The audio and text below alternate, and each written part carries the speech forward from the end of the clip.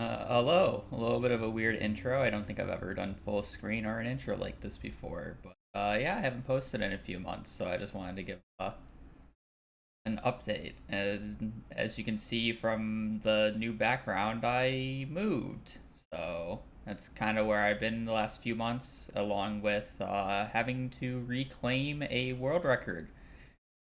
My community center world record that I've held for almost 6 or 7 years now, since the game originally came out, was beaten a month ago, and I spent the last month trying to reclaim it. Yes, I spent a month doing this. Do I have any sanity left? No. But you know what? That's fine. And this is going to be a little bit of a different video. Normally, I just post the raw, unedited update or run on my YouTube, but I think it was actually finally time to just do a edited video where I go over what I'm thinking while I'm doing it, why I do things, and just explain the entire route because there are a few new changes. Um, but yeah.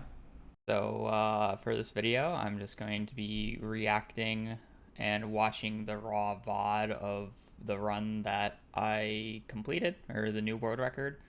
I will be explaining things as goes. This is going to be unscripted. This is the first time I'm actually fully watching it back, so I'm likely going to nitpick a few things because it is definitely not a perfect run. RNG was average on the little kinder side, but I still made mistakes throughout the run and can easily have been probably about a minute to 2 minutes faster just based off of my own mistakes and or just getting a little bit luckier. That said, I will be covering my face cam. So if you want to see my live reaction, hear my voice of what I'm saying and how I'm reacting to the thing, again, the raw video will be linked in the description below if you want to watch that. I stream this all live on both Twitch and YouTube now, so if you haven't seen, I have been streaming on YouTube recently. I like to give the option to uh, whatever platform you want to watch on. So, yeah, other than that spiel and selling out, yeah, I started the run already. You're going to notice if you're looking at the main menu that there is a lack of a farm. Well, that is because this run is done on 1.5. 1.5 is the current fastest version for this category in particular. 1.6 has a few changes that just end up making the base community center slower than slower on 1.6, namely speaking, the tapper being moved to forging level 4, requiring an extra 500 forging XP, which is the equivalent of like 20 extra stumps I have to chop, which is a lot. And then RNG changes. While CA was generous and gave us the legacy RNG fix where we can revert the RNG back, it doesn't revert at all. And in this case, the main issue is it doesn't revert how the traveling cart works. Long story short, there is essentially a bug fix in the traveling cart that made items show up a lot more common than they realistically should due to artifacts attempting to spawn into the traveling cart but couldn't, so it gave other items higher chances. Namely speaking, the pufferfish went from a 37.5% chance of showing up in the cart every time you check it to about a 2 to 3%. That means we would have to catch the pufferfish. That is one of the hardest fishes we would have to catch in the run. So it's not really worth our time to do that just because it would lose a lot of time on average. So we run on 1.5. We don't get some of the quality of life features that 1.6 has and some of the speed ups that 1.6 has, like not having to upgrade the house, but we'd have to change the route and everything wouldn't be as smooth and whatnot. So as you saw, the first 5 days, this has always been the same. You spend day 1 planting the 15 parsnips, you water them, you grow them, and then on day 5 or 6, depending on what day is the first good luck day, in this instance day 6, we go to the mines. You're also going to notice I'm going to be going back on some things. I'm spieling about stuff at the start. I emptied the house. That was to skip the cutscene of the Mayor Lewis letter saying, here are 15 parsnips. Have fun. You can skip that if your inventory is full, and then it also removes furniture from the house, so I can put preserve jars in the house later, so it clears up the house for me. So it does two things. Yeah, with that said, we are on our way to the mines. I'm generally looking for a decent amount of forage, ideally one of every type as well. I need one of every type for the spring forage, obviously, and then any extra leeks and dandelions are very helpful for food in the mines because our goal in the mines today is to get a lot of money, a lot of resources, and 40 floors. My goal is to get to floor 40 while gathering about 110 copper while gathering enough gems for 30 strawberries. So getting basically 2,500 gold worth of resources in the mines is actually quite difficult. Uh, you won't be able to hear it here because I have the soundtrack that uses my voice off, but I spout a lot of colors in the VOD. The reason for this is I'm using slightly newish tech, not really new. It's been a thing for a while, it just wasn't really practical or needed. But I started using it recently just because I thought it would be fun. But we call it the colored mines, gay mines. There's some other really funny term that we use. But essentially, I will show like a picture of it on screen now in editing, is a series of images that color codes all areas of the mines, every single floor. In the regular mines, the floors are 100% consistent. It's always the same floor. Floor 6 is always the same layout. Floor 7 is always the same layout. Floor 8. So all I need to do is color code these areas. And if I find a ladder in a given area, so let's say light blue in this instance, I know ladders on subsequent floors will be in the light blue area. These areas that it can range in are different based off of what your daily luck is, what the seed is, how many monsters are on the or if there's no monsters on the floors, and how many rocks are on the floor. So there's a lot of moving parts. So it could range several colors. I believe in this run it is blue to like purplish, maybe a little bit of extraness in it. I can't exactly remember, and I don't hear my voice saying, "Oh, it's blue. Oh, it's blue." Or whatever. There's also a few other things with geodes that help me narrow down the exact coordinate that I'm not going to go into.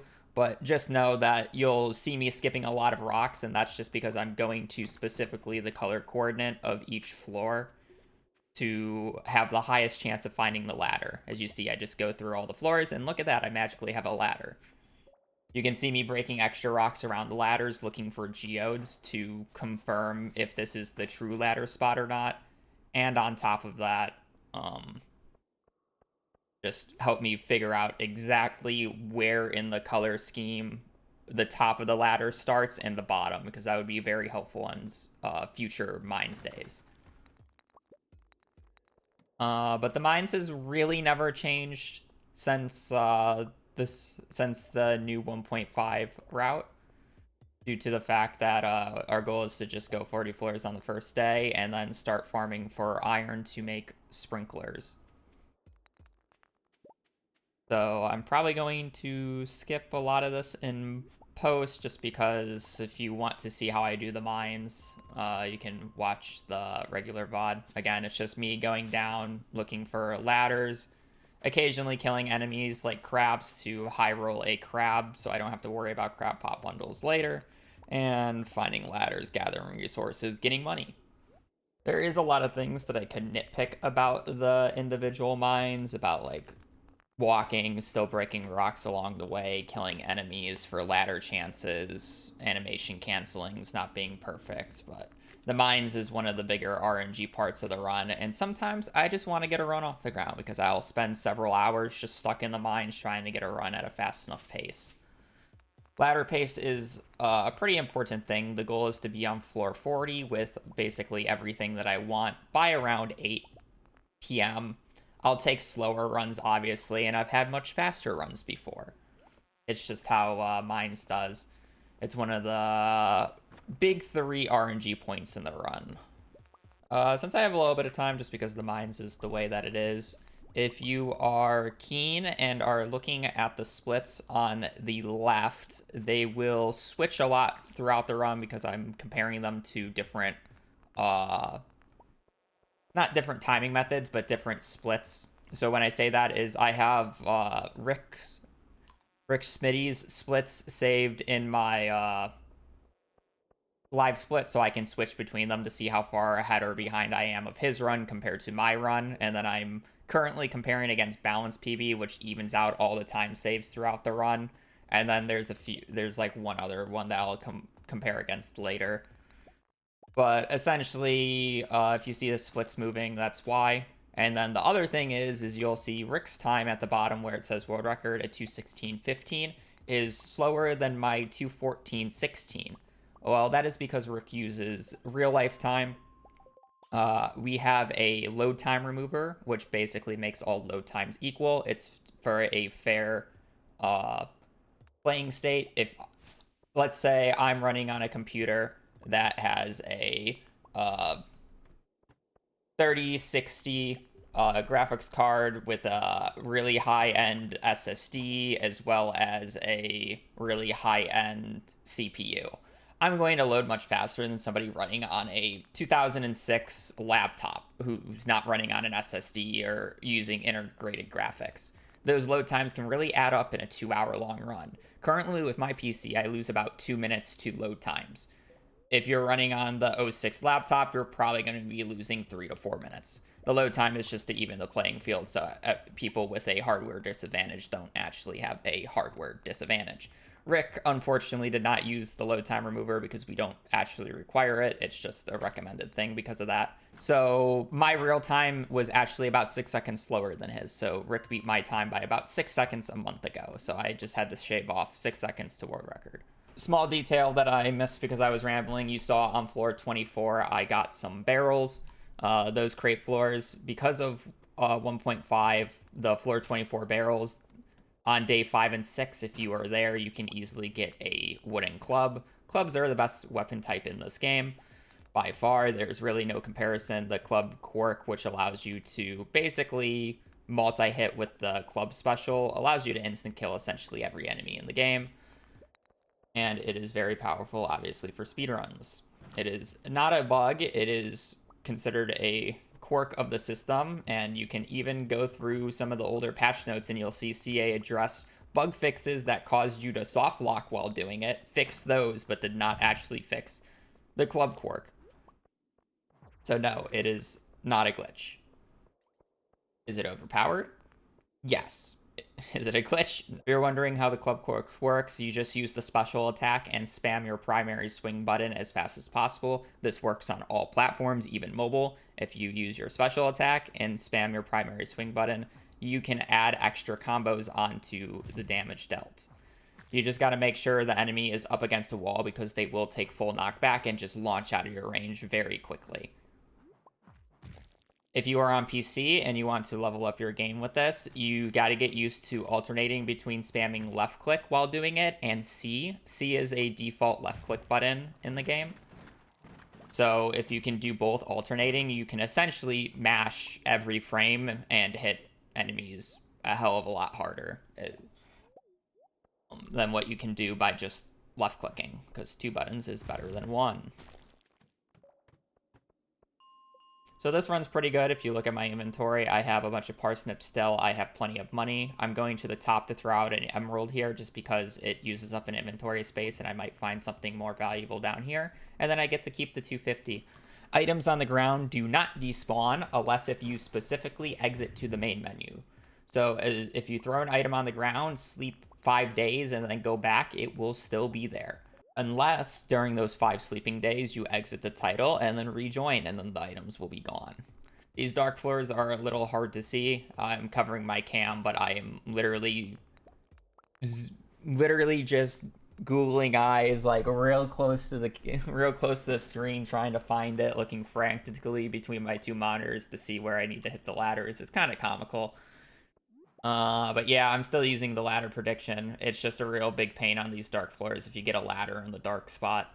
I have my gamma on my main monitor pretty bright, so I can see it a little bit easier than most people. So if you're ever wondering, how do you see the ladders so easily? It's mainly because I'm ruining my vision with how close I am to the monitor, plus I have a higher brightness on the screen just to find them. But overall, I think this run ended up being a little slow on day 1 mines. As I can see, I'm on floor 35 and it's 7:20 p.m.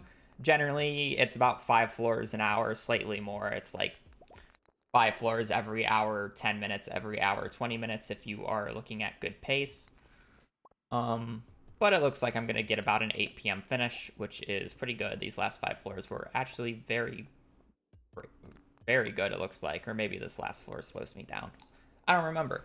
Other than that, my resources are good. I have 123 copper, which is 13 more than what I need, as well as a decent amount of money. Geodes sell for 50 each, so I believe that is 500, 700 gold worth of geodes, as well as I have a lot of extra quartz for once. Normally, I don't pick up that much quartz. And then my gems are also good with 500 gold worth of gem, or 500 gold worth of amethyst, 250 worth of emeralds, and I'm not gonna do that math in my head. Actually, I will. 360. What is that? 440 gold worth of topaz. No, because it's 80 times 8 times 5 is 40 plus an extra 80, so it'd be 480 gold worth of topaz. I can math, I swear. Anyways, good money day one, good pace day one. This is a very good start to the run. This is like an ideal start. I'm looking good. Just need a good day two. Day two, we go out on the next good luck day. Ideally, we go out on the 7th, 8th, or 9th. That is because on floor... I'm sorry, we go out on the 6th, 7th, or 8th because on floor 43, there is a aquamarine chance on the barrel spot.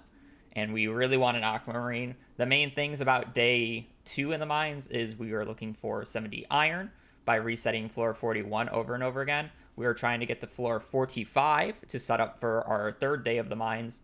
And then we are also trying to look for the 3 blue guys, which is a frozen tier, a frozen geode, and an aquamarine. The aquamarine and the frozen geode are by far the 2 more annoying ones. Aquamarine, or actually frozen geode, being the most annoying because there's actually quite a few opportunities to get the aquamarine as long as you're going on the first 3 days. This barrel in the right corner right there that I just broke, that would have been an aquamarine if it was day 7. It's 1 to the left on day 8 is how it works on, or how barrels work on 1.5. On 1.6, the barrels are much more random. So if you're ever wondering how to acquire iron very quickly in the early game, once you get to 40, all you got to do is just go on 41. If you don't see any iron, reset the floor by going up and then leaving, going back in, and then looking for more iron. Floor is reset when you go to floor 0 in single player. Multiplayer, there's a little bit of an extra step. But yeah, you just got to reset floors very quickly, and this is how you get iron.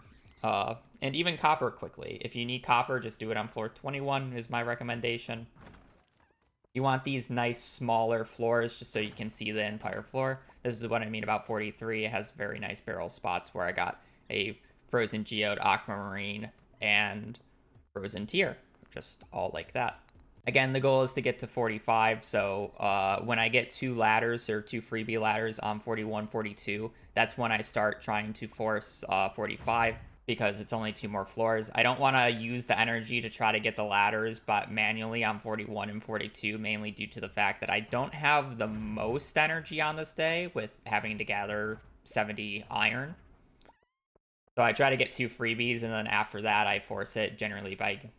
one of the floors I get it from monsters or a freebie, and then the other floor I have to do a little bit of mining. As you can see, I'm getting a little unlucky here. Every dust sprite kill there is about a 15% chance of getting a ladder from them. And with the amount that I killed there, I'd say that I was pretty unlucky here. This 45 was a little slow, but thankfully I found it there. Yeah, now that I'm on 45, and I know I had really good money day 1, and I have all the 3 blue guys that I need already, my only goal right now is to get 40 iron. So you're going to see me basically ignore everything. That iron in the corner down there, I don't know if you could see it because I might be covering it, was way too far out of the way, so I just don't bother. There's like a certain range about whether or not iron is worth going for, or if you should just reset the floor. This one's debatable, mainly due to the fact that I had another one on the floor. But that's nitpicky speedrunner stuff. A lot of stuff you don't really need to worry about. Casually farming 70 iron. This is what I'm going to be doing for the next, like, minute or so. I wasn't very lucky on this day too. It took me a little bit to get to 45, and then the iron's just not spawning. Ideally, you get like a big clump like you saw on like the previous floor of like 4. I've seen clumps up to like 10, 15 before. They're very rare, but that's the ideal, obviously. So yeah, day 2 mines didn't go the greatest. I still need 13 more iron. Casually doing it. The other thing that I want to pick up on this day that's not necessarily required, but will speed up day 3 mines is bat wings. We will be needing 10 bat wings in this run, as we only go to floor 50. This has been in the route for a little bit now. But we can avoid fire quartz by getting the fire quartz from the wizard's gift. So we only need to go to floor 51 to kill a ghost for a solar essence, and then the other monster item that we will be getting is 10 bat wings. And killing on average 7 bats is a little annoying in one single day, which would normally be on day 3. So I try to gather a few bat wings when I'm resetting for iron on floor 41. Not much else to say. Day 2 mines was pretty lackluster. Still good enough. Obviously I continued the run because it's world record, but this day 2 was pretty disappointing. I had a good setup on day 1. I didn't really have to worry about money at all on day 2 due to the fact that my day 1 money was so good. And then iron pace kind of was just fell flat. Again, it wouldn't be that bad. I would have been about 30 seconds behind, which is fine. Not a huge deal. But if you look at my chest, I am still missing a single horseradish. Normally you get the horseradish while going up to the mines, going up to the 2 mine stays. Unfortunately, in this run, I didn't. So that means I need a horseradish to spawn on the farm. This can be very hit or miss. Sometimes when I'm doing strawberries here in a minute, you get a horseradish that spawns on the right-hand side. Other times, you have to go to the left-hand side. Going to the left-hand side is a huge waste of time. It's like minus 30 seconds to 40 seconds just because of that. So that I have to do in this run. Spoilers. So I'm essentially behind a minute and 40 seconds out of spring, which normally is an instant reset, but I was pretty late into the stream and I didn't really want to try to get another mines run, so I just continued it anyways. So yeah, if I just didn't get unlucky with the horseradish, this run probably would have been about 40 seconds faster.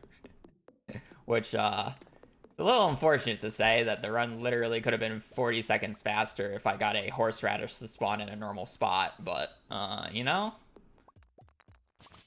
CC runs is a lottery, and you just gotta get lucky. That speaking, I am smelting bars to craft sprinklers later on, and this is a little bit of new tech that you're going to see me do a lot. One of the bigger route changes is the days that we upgrade the axe, and because of the days that we upgrade our axe, we need clear paths in specific areas. Those specific areas being this down south path to the bottom exit, and a path all the way up top to the northern exit. So I am going to be placing a lot of paths this run on specific days, mainly on days where I am waiting for 9 a.m. to hit. Stardew speedruns are actually quite cycle-based. There are a few exceptions, obviously, but right now, as long as I can do everything before 9 a.m., I don't lose time. Because I have to wait until 9 a.m. for the festival to open. If I can do everything before 9 a.m., I don't lose time. Normally, I would have a bunch of extra time on this day because I would just do what you see me doing up here, placing, or getting down this crop pattern, placing the scarecrow, and then watering. And then I would have an extra hour or so of just waiting for the festival to open. So in that time, I can do a few extra things. In this case, I clear out more of the southern area and gather wood while making the pathway down south for later, so I don't have to do that on a different day, or it gives me more time on a different day. I think I picked up these 2 forge because I couldn't actually remember if I had the forge or not, and I'm just being safe. Yeah, so now I'm waiting for the festival. That's a little prelude. You're going to see me zooming in and out a lot in this run. This is technically not new tech, but it's something I'm just implementing because I'm really tired of fairies. Essentially, if you are zoomed out when a fairy spawns, it has to make its way across the screen, pick its crop, and then go all the way up. If you have a big monitor like I do, I have a 4K monitor, and that's why I'm so zoomed out. That fairy takes forever. So instead of that, I zoom in. So when the fairy does spawn, or if the fairy spawns, it wastes less time. And it's the same thing for the witch. It wastes less time for the night events. So you'll see me zooming in and out a lot. I don't zoom in for here. I think my reasoning is if I get a fairy, this run is garbage and I'm just resetting anyways. So I don't bother zooming in because it's like if I get a fairy, I'm resetting. I don't care. So I just don't bother zooming in at the start here. But once I get into summer, you'll see me zooming in a lot more. Strawberries, basically best spring crop. Everybody knows this. You get 2 harvests. I can skip 2 rain day, or I can skip 2 days. Other than that, I'm hoping for a rain day to spawn, so I don't have to water. We're watering these until the 23rd, and then we get our first harvest, and then we will get farming level 2. Use the bars that you see me smelting right now to craft 14 basic sprinklers. Place the basic sprinklers and let the sprinklers handle the second half of the watering. So we get 2 harvests of strawberries. This is going to propel our money into blueberries for summer, and then summer money is going to snowball essentially the rest of the run. Gonna say no to the cat, can't skip the cutscene because again we are on 1.5. And yeah, we got a lot of watering. I think in this run I only get 1 rain day, which is below average. On average, you get about 2 rain days during spring. I have gotten upwards to 6 before. It's pretty random. Each rain day saves about 20 seconds. I think one rain day, again, is below average, so not the greatest spring. Again, I am behind a minute and a half by the end of spring year 1 because of a horseradish and the fact that I only got 1 spring rain, which kind of sucks, but hey, the one world record, so who am I to complain? I guess before we get into summer, I should explain harvesting. You can't animation cancel the harvest pickup. This is why you always see me harvest with a scythe or a weapon. So essentially, I'm just holding down the animation canceling buttons and spamming left click. Makes it very easy. And then here is me going to the left-hand side of the farm because I did not get a horseradish spawn. So a little unfortunate, but that's just how the cookie crumbles again. We're just going to start this run about a minute and a half behind, which isn't the absolute worst, but it is definitely not a good start. There's plenty of time saved throughout the run. The RNG in my personal PB before this was actually quite bad overall. So I have a bunch of random time save. Plus the new axe route saves about 40 seconds. So I have a free 40-second time save later on into the run because of it. Summer, everybody's favorite season because of blueberries. We shifted summer around slightly. You're going to notice that I'm actually watering on this first day. That is because we are going to do our harvest 1 day early, and I need everything watered to do that. Normally, we would be gifting Demetrius in year 2, but Rick came up with a better, more safer solution by if you water on the first day and you can do the mines day 3 on the 19th instead. When you're up north, you can gift Demetrius a strawberry in year 1, which doesn't actually lower our gifting odds for the wizard, but also makes the Demetrius gift for the Bream and the Nautilus shell later much more consistent. Theoretically, it loses time, but I like my sanity, so thank you, Rick. Rick came up with basically 2 route changes in his world record, which was the axe change, which saves about 40 seconds, and then the sanity change, because I've been running this category for a month, and I would like to say I lost 3 or 4 good runs to not getting mail, which is always a fun thing to happen.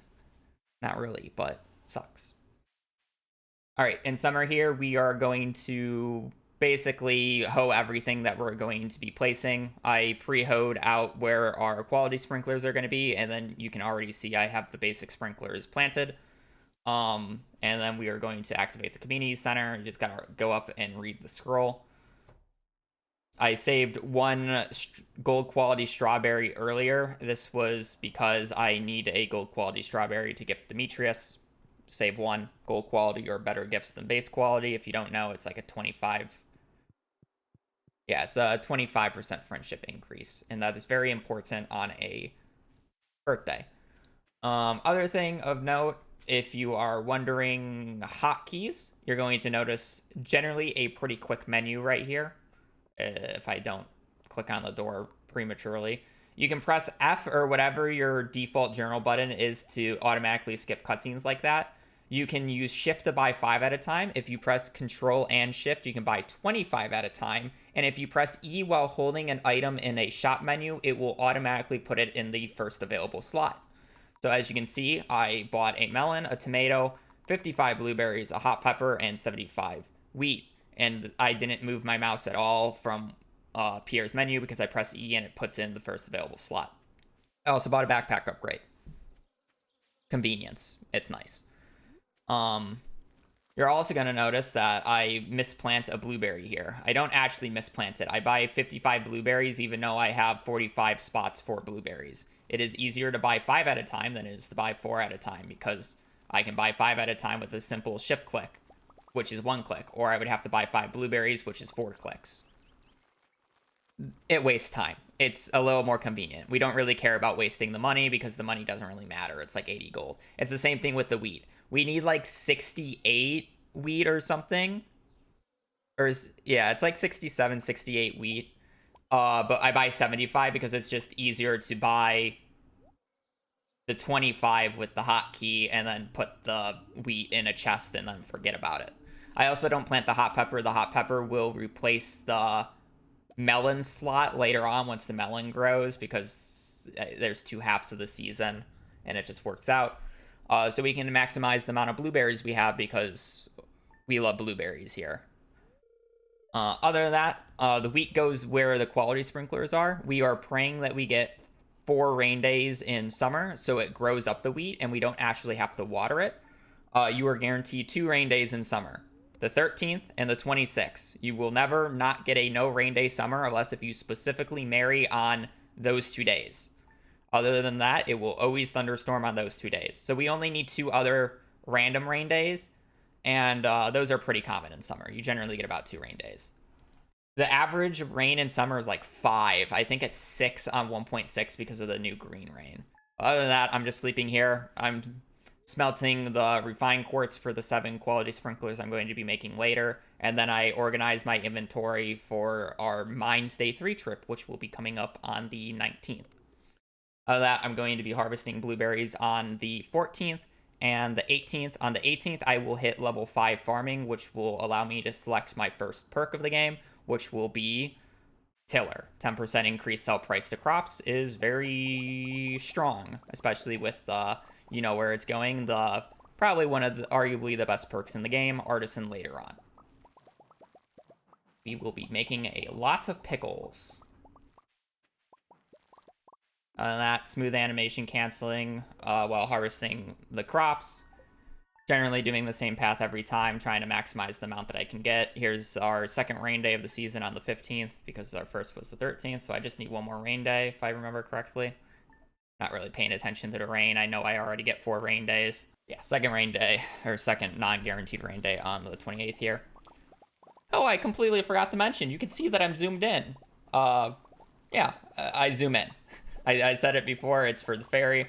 I'm so used to just looking at it now. I love and hate this tech. I love it because it makes ferries less annoying, but it's so unbearable. If you play like this and this is all you see on Stardew, like, I don't know how you do it. I don't know how you can play this zoomed in. You just enable zoom buttons. It's in the settings. It's really easy. We're on the 19th. It's day 3 of the mines time. Day 3 of the mines time is arguably one of the harder days of the run. Our goal is to go 5 floors in the mines to get to 50. We got to kill a ghost. We got to make sure we have 10 bat wings. Make sure we have 10 bat wings. We got to make sure we have all 3 blue guys, because if I miss a blue guy on day 2 of the mines, I got to get it on day 3. And we got to gather enough iron and coal so we can buy enough iron and gold ore, or the remaining iron ore we need, and enough gold ore for 7 quality sprinklers. Gold ore is extremely expensive, and we do not have enough money from blueberries yet. So I do need to subsidize it by getting like about 20-ish iron on this day. And then we ideally, in a perfect world, which I don't even think is possible, you do this all before 9 a.m. before Clint opens, because again, this game is cycle based. The goal is to do everything when waiting for a shop to open. That said, I think the fastest I've ever left the mines is like 9:30. This run is actually particularly on the better end. I think I leave at about 10, which is above average. You generally leave around 11 on a normal run. So this run actually has a pretty good mine stay 3. I'm still using the color sheet from before. It keeps going into the frost floors. It actually makes the frost floors a lot more consistent, because normally it takes a lot of energy to break each rock. So you don't really want to just monkey brain, just me hit every rock and pray for ladder. I want to do it a little strategically and try to get ladders from basically the first rock I break. So as you can see, I'm trying to break rocks in like the given color strip area, or in given like leeway. And then I'm also killing enemies, because enemies don't take energy to kill. And they have much higher ladder chances than rocks, because when you kill an enemy in a valid tile location, they have a 15% chance of dropping a ladder. This was a scary part of the run. You really don't want to see a monster floor, because then you're forced to essentially lose a bunch of time clearing it, or use a ladder, which costs basically 2,000 gold later on. In this case, I killed the bats on the floor because I still needed bat wings, and immediately used a ladder. Works out, because I got a really good copper clump on the floor previously, and decent iron, on 47, and good iron on 49. So works out. Little risky, but you know, somehow this world record. So be it. We're going to make our way to 50, and then we got to kill a ghost for a solar essence. There's about a 4% chance that the ghost does not drop anything, and that essentially kills the run, because the ghost actually takes quite a bit to kill. I get some good combos on him, though. It's actually much harder than you think to hit the ghost with a club combo more than like twice. Oh, I get 2? I didn't even realize that. You know, funny enough, the run would have been dead if I didn't have a magnet ring, because I killed the ghost in the wall, and I wouldn't have been able to get the solar essence. So if I didn't have the magnet ring, the run would have died there. But I'm gone by 10:30. Average, above average. I think the world record and my own PB both have pretty bad day 3 mines, so this is where I save a pretty big chunk of time compared to yeah, this is where I save back a pretty large chunk of the time that I lost in spring, mainly just due to the fact that my day 3 mines was average to above average. I would say above average. I can't even say average. It was a good mines day 3. See me zooming back in again, looking at those ferocious brows of my character. Really got those dark eyebrows. We're going to be selling everything here but our summer forage that I picked up on the way to the mines, and our melon, because we only grow 1 melon. The tomato and the hot pepper grow back, so I generally always end up selling them just for a little bit of extra cash, because you never know in this split. And yeah, a little bit of organizing the inventory. You're going to see me always slowly adjusting the inventory. Being organized in this category is a very big must for the turn-ins.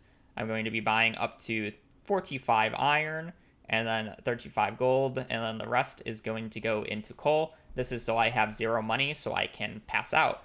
I have passed out on the last 2 mine days, but I'll explain it. Passing out is not the same as dying. If you pass out, you lose 10% of your current funds, capping at 1,000. Since I have 22 gold, I'm going to lose 2 gold. So it doesn't matter. You will wake up the next day with half energy, but as you can see, I don't care. I am sleeping. because it is time for hibernation. Picking up the Maki roll recipe right here real quick, just easy. You can technically get it at Gus, but it's 300G, and we kind of want those 300G. Gonna be smelting all the resources. I want the quality sprinklers for fall, so we can have our full patch of crops. And then we got to go back out and continue harvesting.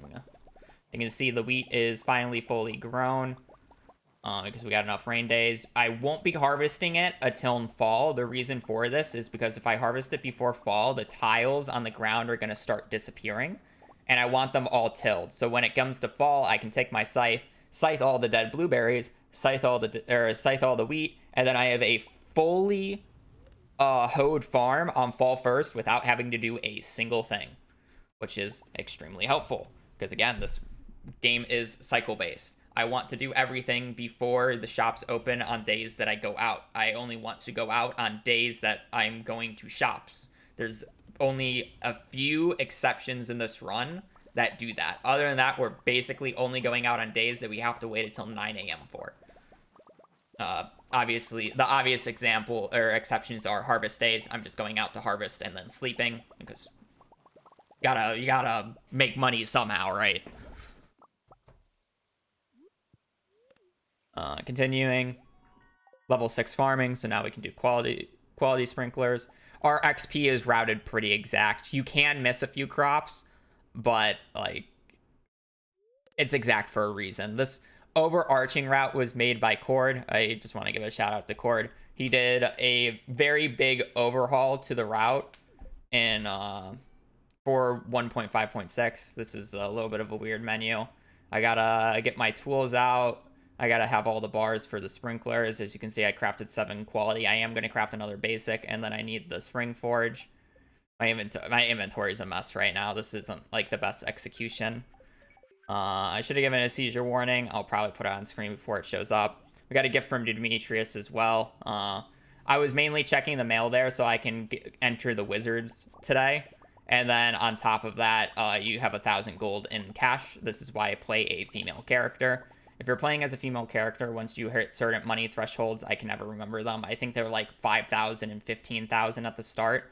If playing as a female, your mom sends you 500 gold and your dad sends you 500 gold. If you're playing as a male, your mom sends you cookies and then your dad sends you 500 gold.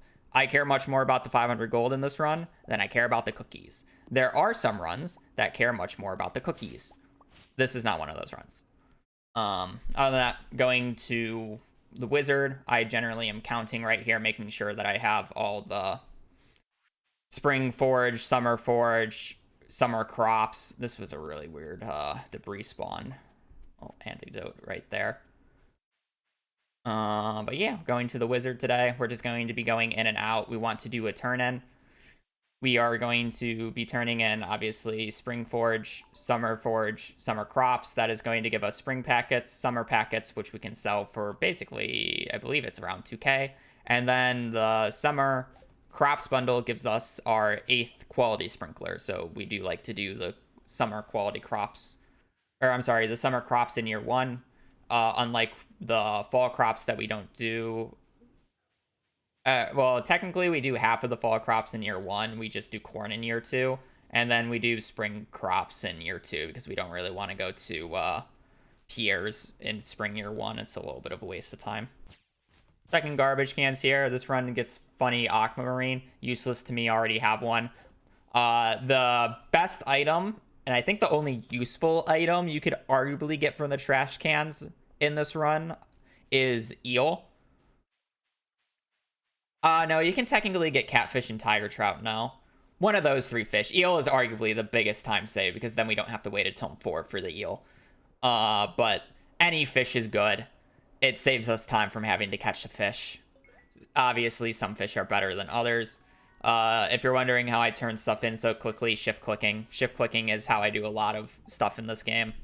If you just want it to be in your inventory quickly, you can either shift click, or if you're in shop menus, you can just press E, as I said earlier. Mess this up a little bit. Normally, if you position yourself right, the GMO doesn't get in your way and you can start moving. If you're wondering how I'm moving during these cutscenes, animation canceling. I'm not going to explain animation canceling. It's like just a core part of the glitchless speedruns. Lets you do things faster. Woohoo. After I turn all that in, we're a little late. Well, I won't say we're late. I don't think I've ever made it to Pierre's shop before 9 a.m. on this day. But entering 9 a.m. This is a little bit of a interesting menu. We used to do this menu differently in a more complex way. Now we kind of just buy 200 pumpkins. We overbuy pumpkins. We only have about 112 slots, I believe, in terms of sprinkler spots, but I buy 200. This is because I plan on passing out again on our next fishing day, or on our first fishing day. So I want to be as close to 0 as possible so I lose less money. And I'm going to be buying pumpkins on my next shop day anyway, so why not just overbuy all the pumpkins? So I have less money, so I lose less money on pass out, and I already have some of the pumpkins that I can pre-plant in the morning, so I plant less after the 9 a.m. time, because as you can see, like, it's past 9 a.m. I want to go to bed as fast as possible at this point because the day's over. So reducing the amount of planting time that I have on a given day is great. You can point it out in the comments if you want. It's free. It's free engagement. I miss a spot. I know. It happens. It happens basically every run that I always miss a pumpkin spot. I do not know why. I just do. It was at the very bottom. If you actually want to just point it out. So yeah, doesn't matter. I said XP was tight. 2 pumpkins is not going to be a big deal. We go out on the first rain day here. Our first rain day, we want to go out on the first fall rain day because this is where we catch eel, so we need it to be raining. Plus, I think walleye and shad and catfish all need it to be raining. So, our fall rain day is basically the best day to go fishing out if you want to catch all the CC fish. You technically only need to go out on 2 days if you want to catch all the CC fish. A sunny summer day and a rainy fall day, you can get every single fish needed for the CC. This is going to be another one of those days. We have to go until 4 p.m. because of the eel. So that means I have a lot of time until 4 p.m. technically. Ideally, you spend most of this time fishing because fishing is very RNG and it kills a lot of runs. But in the morning here, I'm gathering wood for a chest so I can put it in front of the community center so I can start transporting items to the community center as, you gotta turn in the, you gotta turn in the items to finish the community center, right? So, gather the 50 wood for the chest, and then I place more pathing. This is so debris doesn't get in the way for later on when I don't have the axe and I need to path through those areas. Fun tidbit about the paths. On the forest farm, for whatever reason, debris can't spread on the grassy areas. So if I have a twig that's next to a pathway on a grass area, it will never spread because it just can't. It can spread on the dirt, it just can't spread on the grass. It's a little weird. And then also trees where they spawn, like the acorns, they can't spawn on or destroy pathways like debris technically can. So yeah, fishing. It's time for fishing. We love fishing. Excuse me, I hit my mic. This is one of the most annoying days of the run. We got to catch a bunch of fish. You're going to notice here one strange thing. I caught a sunfish in a fall rain day. That doesn't make much sense because they are spring, summer, sunny fish only. So I caught a sunfish in a rainy fall day. Why is that? That is because your first catch cannot be trash, or it cannot be a fish above a certain difficulty or a certain ID value. I think training rod's difficulty, so a certain ID value. If it is, it will automatically convert it to a sunfish no matter where the hell you are. So the goal there is to cast in the worst place possible, which is literally the closest to the dock possible. That's why I cast up. So I have the highest likelihood of getting trash on a line to convert it to a sunfish, because I don't really want to go out of my way to catch it in summer and spring or summer because, yeah, it's a pain. So I try to catch it first catch here. Luckily enough, I obviously got it. And yeah, that's how you catch a sunfish on your first catch. It's really dumb. Other than that, in the ocean here, we are looking for sunfish, red snapper, sardine, tilapia, and a seaweed, ideally. I will be ending up catching extra fish on this day. This is because I want XP for fishing level 2 prior to our summer day or tuna day. I'm walking over here for bubbles, I think. I don't know how long they last. But yeah, I will catch extra fish. Ideally, you perfect catch these fish because perfect catching gives you a 2.4 times XP multiplier. So it's very important if you are going to catch a fish for extra XP, you get a perfect catch on it. Because, yeah, where you generally need fishing level 3 by the end of this run because of crab pot items. If you don't get a crab in the mines, you're essentially reliant on getting all 4 crab pot items from the beach, which is actually generally quite rare. You miss the cockle more often than not. And then on top of that, you would need a crab pot item from the traveling cart, which is more common than you think it would be, but still pretty uncommon. So yeah, just a little bit of fishing. I believe I do eventually get the tilapia. Spoilers? I don't remember when. Now, I'm not going to lie. I thought I was going to end up cutting more throughout this run, but I just have so much to talk about. I didn't think I was actually going to post a 2-hour video. I'll probably end up skipping a lot more in year 2 because half the days are sleeping, but, you know, a little anecdotal. Tilapia, pretty good time. Generally, it takes a little bit longer. In a perfect world, I was looking at chat, I think. Don't question it. Speedrunner, by the way. Zooming back in, the only reason I was zoomed out there was to look for the fall forage at the start and then the beach forage. Zooming in here doesn't really, it can improve your fishing capabilities because now the mini game is bigger. It doesn't really matter for me. I'm used to both sizes at this point. I zoom in because it's the most convenient time to zoom in for when I pass out on this day. Because I'm going to pass out and then start sleeping again. So I want to be zoomed in before I pass out. And this is just the easiest time to do it. So that's why I do it right here. Other than that, we're at river fish. We are looking for shad, walleye, catfish, and tiger trout. I have backups for tiger trout and catfish, but ideally I catch them here. Shad and walleye have the same pattern. So if you're watching back the VOD after this and want to see my thought or like what I'm thinking of in the moment or what I'm talking about in the moment, shad and walleye have the exact same pattern. And I call them 50-50s. So once I get one, I generally count how many 50-50s I lose. That said, that second shad right there, I knew it was 100% a shad because walleyes don't spawn until noon. So after this point, I would count 50-50s. Other than that, small minigame things. I do have a fishing guide if you're wondering how to fish better, easier, tips on fishing. It's one of my newest videos. Little guide. Hopefully I'll post more smaller tidbit things like that in the future. So yeah, you can press E to escape a fish. If you just see me ever instantly fail a fish, press E or escape. It completely cancels out of the fish. The reason I can confidently do that is because I essentially know every fish pattern in the game. I have 6,000 hours in this game. I've done a lot of speedruns. When I see a fish start, I can instantly tell what it is. That was a catfish.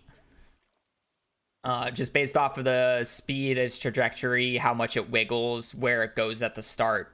There's a bunch of identifying features that you can tell. It is harder than what I make it out to be, but again, I have 6,000 hours in this game, and basically 4,000 of those hours are speedrunning. I have a lot of time in this game, playing at a high level. This is info that most people don't need. That was a salmon, by the way.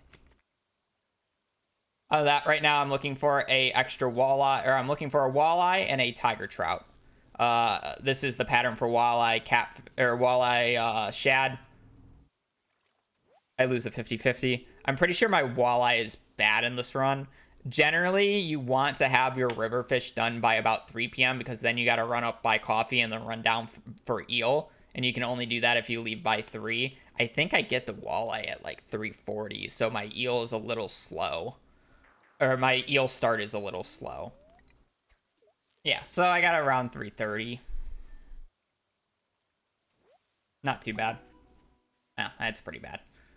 Now we're gonna make our way up to Gus. I'm deleting extra fish that I don't need. Apparently forgot one. Checking through, making sure what I all have. And then we're gonna buy 12 coffee. And time to catch the eel. Eel is realistically the gatekeeper of fish. Ideally you catch it immediately at 4. Obviously I'm a little late, so I'm not gonna be able to catch it immediately at 4. But when most of the runs were waiting for shops to open, or most days we're waiting for shops to open, on this day in particular we are waiting for the eel to spawn, and then ideally you get the eel right away. I think the eel in this run is slightly below average. I think we get it at like 520. Average eel is around 5. If you start fishing at 4, it generally takes like 3 hooks, which without bubbles or a fiberglass fishing rod, takes you to around 5:10. Depends on how fast the rings are. Rings can range anywhere between instant and 20 seconds. This is the eel pattern. It's the same as the tunas. It goes 75% up the bar, sits there, goes down, sits there, goes up, sits there, go down. It's a really easy pattern to memorize. And then we're going to pass out with our 43 gold and lose 4 gold. Thank you for following in the middle of a recording. I should probably disable that. Alert box, go on. All right, now we're just gonna sleep until the 15th because we gotta wait for our pumpkins to grow up.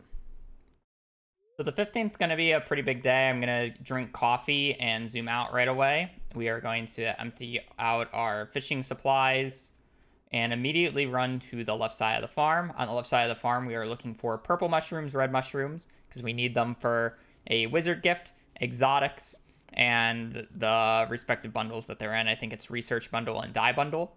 So ideally we get 3 purples, 2 reds. I think in this case I only get 2 reds. I can actually get away with not getting a extra purple in this particular run because I got 2 solar essences from the ghost. Wizard loves purple mushrooms and solar essences, so it's interchangeable. Generally you only get 1, but since I got 2, I can actually give him that gift instead, and it works out perfectly fine. We're going to spend the rest of the morning harvesting. Again, as you can see, I am doing it with the scythe, animation canceling the pickups so I can get to the next set of pickups faster. Definitely not the absolute cleanest, but it works. And then before I leave, you'll see me plant my remaining 77 pumpkin seeds that I have down. I'm going to be planting them around the edges and at the bottom. That's so I do less running when I come back with the new pumpkin seeds. Doing it at the top would mean I would have to plant the bottom and then run all the way back up to the house. So it's best to actually plant the lower half at the start here. And then I am going to make probably my first biggest blunder of the run. I realize it quite quickly, so it doesn't lose that much time. During that first menu, I was also supposed to pick up the stone and coal. I'm about to realize that, I think. Yep, right there. I was supposed to pick up the stone and coal. A little bit of a menu issue, so I end up arriving to Pierre slightly behind. Again, it's not that big of an issue. I think I lost anywhere between 10 and 14 seconds for it. A little bit longer because I had to chug that coffee early. I probably lost about 15 seconds, 15, 20 seconds to it. Every 10 minutes in game is 7 seconds IRL. So if you see me arrive at Pierre's storefront at 9:20, I'm 14 seconds late is the easiest way to put it. Doing menus, getting our full forge bundle done, turning in our 1 exotic that we have, not turning in the purple because I need it for the other bundle. Gonna run over, turn in the fish bundle. Again, I'm shift clicking all this to get it in. I make this look easier than it actually is. I have done this run way too many times where I have essentially memorized. I just know where the bundles are and what I'm looking for when I'm trying to turn in bundles. I do still make mistakes, but I make it look a lot easier than it is. It's technically even easier on 1.6 because it only highlights the items that you can put in the bundles, where on 1.5 it doesn't do that. So it's actually much more annoying on 1.5. Buying our crops, buying the remaining pumpkins we need to fill out the thing, and then buying our yam and eggplant that we will need for fall crops. And then we are going to go over to Clint for the first time. We are going to be buying 25 copper, and we want exactly 85 coal. 5 coal for the 5 copper bars for the axe upgrade that we will eventually put in. I'm buying the ore now, but I don't actually use those 5 copper bars until in summer year 2. And then the remaining 80 coal is going to be used for preserve jars. Artisan goods is basically the best way to make money. If you're able to artisan good stuff, you just make so much more money. So now we are going to be buying the wood and stone that I need for the run. Or wood and stone I need for the jars and a coop. I believe you need 800 wood, 500 stone. Moving the shipping bin to make selling a bit easier later on. And then we are going to be placing the coop right there. It will be moved later. It's just the most convenient spot. And then I'm going to be buying the remaining 500 wood I need from Robin. Craft preserve jars. And be on my way. Cocoa pumpkins is basically the best moneymaker that we can reasonably obtain at this point into the run. Pickled pumpkins are much better than cranberry jelly. Cranberries are honestly a very overrated crop. Pumpkins are generally just better in every single regard, especially in speedrunning because there's less harvesting as well. And then also make bank once you have artisan. Each pickle pumpkin sells for 966 gold. Without artisan, they sell for 669 or 699. I always forget. Very convenient 10 that we place that fits perfectly in a little loop. And then I'm going to continue smelting the copper bars just to get the remaining stuff out of my inventory. This is going to be our house that smells awful for the rest of the run, with furnaces and copper being smelted along with pumpkins being pickled. Oh god, the smell. I can't even imagine at this point. So yeah, this is going to be our life. I'm going to basically go out every 3 days, pickle our pumpkins, and sleep until harvest days. Spring and winter are huge hibernation days. Or hibernation. These are probably going to be the 2 biggest cuts of the run. Because we go out a total of 1 day in winter and 3 days in spring. So in the next 2 seasons, we go out a total of 4 days. So at this point, I will probably just skip until winter 17th. Winter 17th is actually the first, or the day that we go out in winter. Why winter 17th? It is the wizard's birthday. Gonna harvest this here. I mean, I don't know. I don't know what to say. I'm harvesting pumpkins. Don't oversleep. I've done it before. Not paying attention. Reading chat. Sleep until the 1st of winter. 07 pumpkins. 07. Small tidbit. You'll see me that I pickled the gold quality pumpkins first. First off, we're going to be pickling every single pumpkin, so it doesn't really matter what order I do. Second off, the reason I do that is because I want to go down to 12, because I want to store 6 in my CC chest in our winter 17th date. So I want to make it the less clicks, or the least amount of clicks possible. So if I can get it down to 12, I just have to shift right click. It halves the stack into the chest, making the menu much faster instead of having to shift click and then click like 4 or 5 times to try to get the exact amount. Yeah, other than that, I'm pickling pumpkins and sleeping. So, fun. Coming back a little early on the 15th here, I am going to be selling my pickled pumpkins. This is why I moved the shipping bin closer so I don't have to run as far. We're selling these pickled pumpkins because we are going to be buying a boatload of wood and stone before the year 2 prices spike it.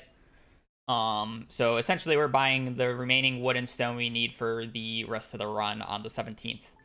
We are going out on the 17th in particular again because it is the wizard's birthday. And we are going to be getting our fire quartz from the wizard gift because when you have relationships with the NPCs, they have a chance of sending you mail. Every NPC or almost every NPC can send you unique stuff. The fire quartz is one of the unique things from the wizard. This basically makes it so we don't have to go an extra 30 floors in the mines, which saves a bunch of time. That said, it's a little bit of RNG because you got to get the wizard to actually send you a gift. I'm sorry if you can hear a truck backing up outside my window. I can't do anything about that. Lovely. So yeah, placing the remaining of the pathway for later. And now I'm going to be doing a little bit of winter tilling. I need a snow yam and a winter root. Clay farming works the same way. In winter, it's just, we call it winter tilling, and you get the winter forgeables instead. Inventorying, I do it occasionally when I have a bunch of dumb stuff. Lovely truck. It would be much more professional if I just stopped the video and waited for it to stop blinking, but I kind of just want to do this in one sitting and not wait, so oh well. Gift the wizard the solar essence. Normally we would do a purple mushroom, but I didn't get any extra purple mushrooms. So instead, again, solar essence. Already got all our winter forgeables. I've had plenty of runs where I don't get the crystal fruit or the crocus, and it sucks. Thankfully, this run actually was pretty kind to me, so there's that.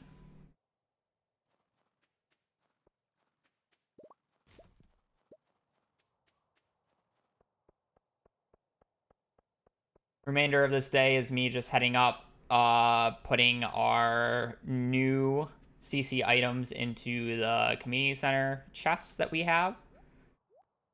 You can see right click. I put 7 because I had 13. Ideally, you get 12. Another one of those picky inventories.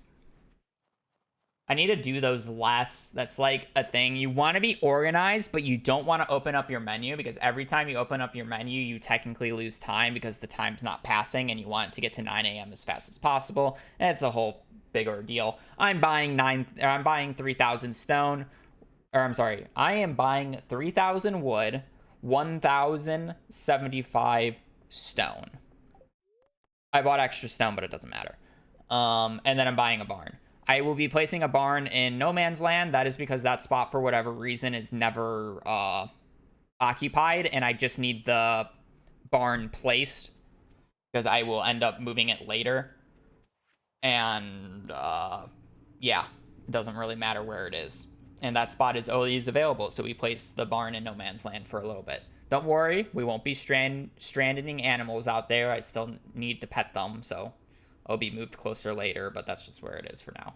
Other than that, back to sleeping until spring. Literally, I sleep in pickled pumpkins for the remaining of winter here, so hopefully the truck stops by the time we get there. Okay, so finally spring year 2. We're going to get the cutscene, and then we're going to have to retill and unmess our entire farm.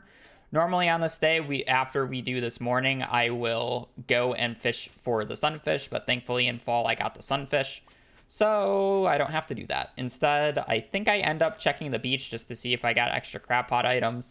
There's not really much to do in the morning. You can easily hoe your entire farm before 9, and you don't really have the opportunity to do anything else. Traveling cart's not on a Monday. Forgeables aren't great on a Monday.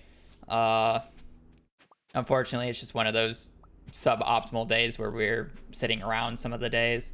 You're also going to notice that I don't fully till out every single crop or every single crop space on this day. The reason for that is I don't need every single crop space. the goal of spring is to just get farming level 10 with cauliflower. So I do barely enough cauliflower just to get farming level 10, because cauliflower, to be quite honest, is a really bad crop pickled.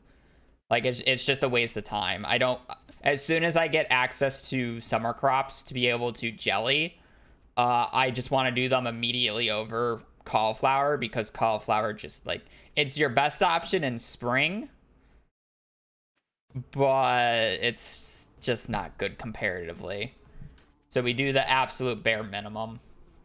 Other than the interesting music that's being played, spring's pretty easy here. I buy 200 cauliflower, and then I buy green bean, potato, parsnip for spring crops. I buy 205 because of a misclick. Doesn't make a difference.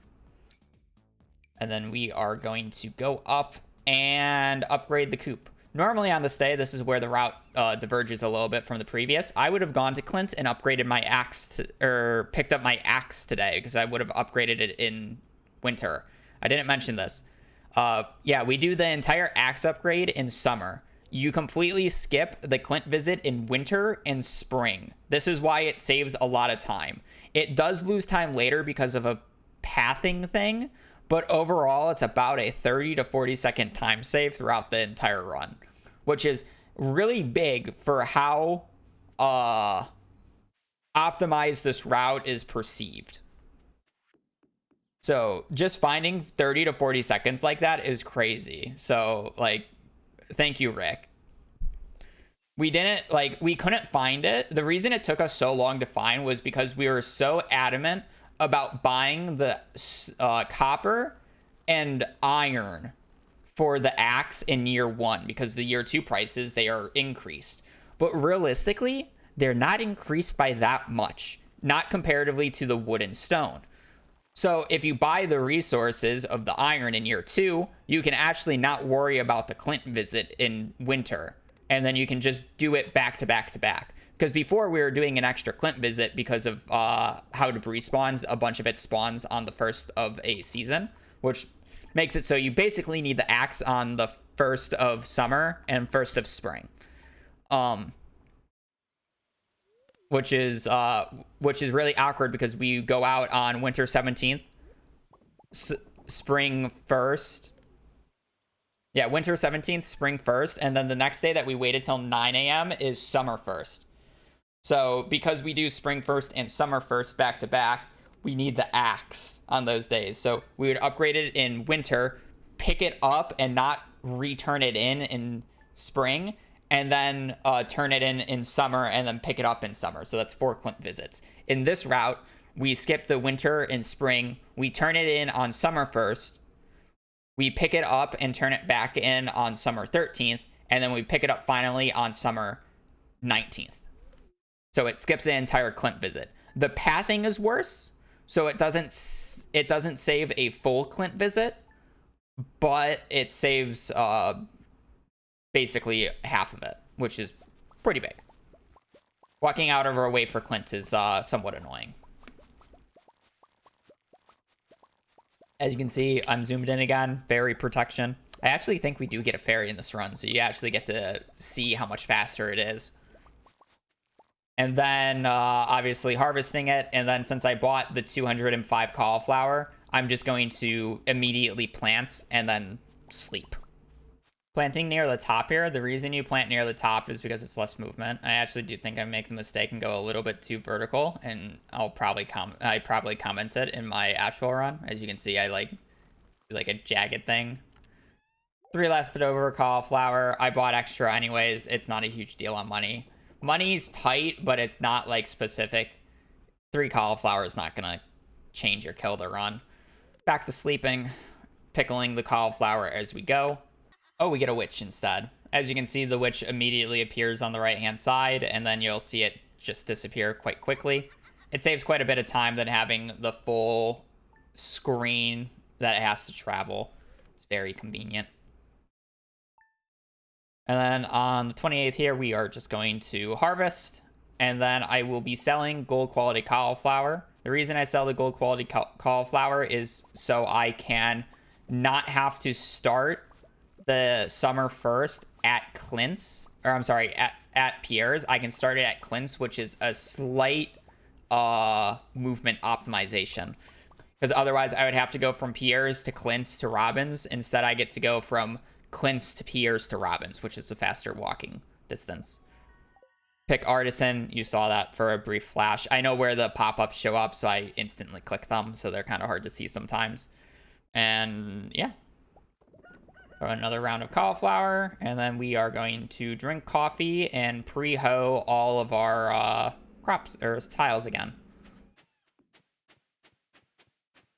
Have it till 9 a.m. for the shops to open. Technically, the reason I'm drinking coffee, even though it's not efficient here, is because this is probably the worst day in the run. This is tuna day. Tuna is very infamous about killing runs. Tuna has a 8% chance of being hooked every cast. 8% doesn't sound too bad, but it's really bad when you don't really get that many casts, and each cast wastes anywhere between 5 and 15 seconds. So it can really stack up quickly. So if you don't get the tuna very early, you generally end up just by default losing a minute to 2 minutes just by not getting the tuna in the first few catches. And to be quite honest, it generally doesn't matter that much because you can just get luckier elsewhere. But to keep up with the trend, the last few world records have all had really good tunas, and this run is technically no exception. It's not first try like the previous two, but this one is the second try tuna. I will be going up and organizing inventory. We need our inventory actually pretty open on this day. Otherwise, we won't have enough space for everything, putting all the spring crops away. We have a very tight inventory on this day, so it has to be pretty exact. I got 2 cockles on this day. This is extremely rare. I have had cockles on this day before, but I've never had 2. Yep, cock. Anyways, we're going to fish here. Normally, if you get a perfect fall fish where you don't catch any fish and you perfect catch all fall fish, you won't be level 2 fishing, so you have to do a little bit of extra fishing. What I started doing in the last few runs, because I've gotten really annoyed on this tuna day, is catching extra fish on purpose, so I'm level 2 going into this day. So when it does hit 9 a.m., I can instantly buy the fiberglass rod because, yeah, I don't really want to wait. I do catch this extra fish because I do still need a little bit more XP. So that's why you see me catch it, but gonna be buying extra trout suit for our final fishing day, and then fiberglass rod because it makes fishing faster. Other than that, I believe we get a really nice tuna here. It's either second or third try, I don't remember. Thank you for the sub, Samantha. And Prage, the tuna Prage. There's our tuna pattern. Second try tuna is very good. If you could see my smirk as soon as I saw that tuna, I was very happy. Anyways, off to doing the rest of this day. We are going to be buying 10 more copper for a tapper later and 25 iron for the second part of the axe upgrade. My most common question is, why don't you just chair hop into the secret woods? We count that as a glitch. We count that as obviously a progression skip, because the intended method is for you to get a iron axe. So skipping into the chair is counted as a progression skip, therefore it is a glitch. So I have to get the axe upgrade to be able to enter the secret woods. We are buying 25 melons, 10 corn, 2 poppies, 2 sunflower seeds, 5 grass, rice, and a apple tree. If you're wondering why I buy 2 poppies, 2 sunflowers, it's in case one gets struck by lightning. I don't think I've ever had that happen to me personally, but I know Cord has. 07 Cord. The grass is used for luring tech for the cow. I don't remember if it was used in the last my last PB. I know Rick didn't end up using it, but it is very nice for the cow to get the cow in a spot that you want to make the petting a little bit easier. And then we need the rice for the maki roll recipe. So everything else is explanatory. We selected Bat Cave earlier, so we don't need a pomegranate tree. We're just YOLOing the pomegranate from the Bat Cave. Apples are 3 times less likely to show up than any other fruit in the Bat Cave, so we just always end up buying an apple tree because it's too inconsistent. Out of the hundreds of runs that I've gotten to this point where I've checked the Bat Cave, I can count on one hand the number of times I've had more than 3 apples, or 3 or more apples. So it's just not worth YOLOing. The entire farm doesn't get covered here. It's because we just do basically the exact amount we need for money at this point. So doing more than 75 is useless for us. So that is why I only do 75, even though it leaves extra farming spaces.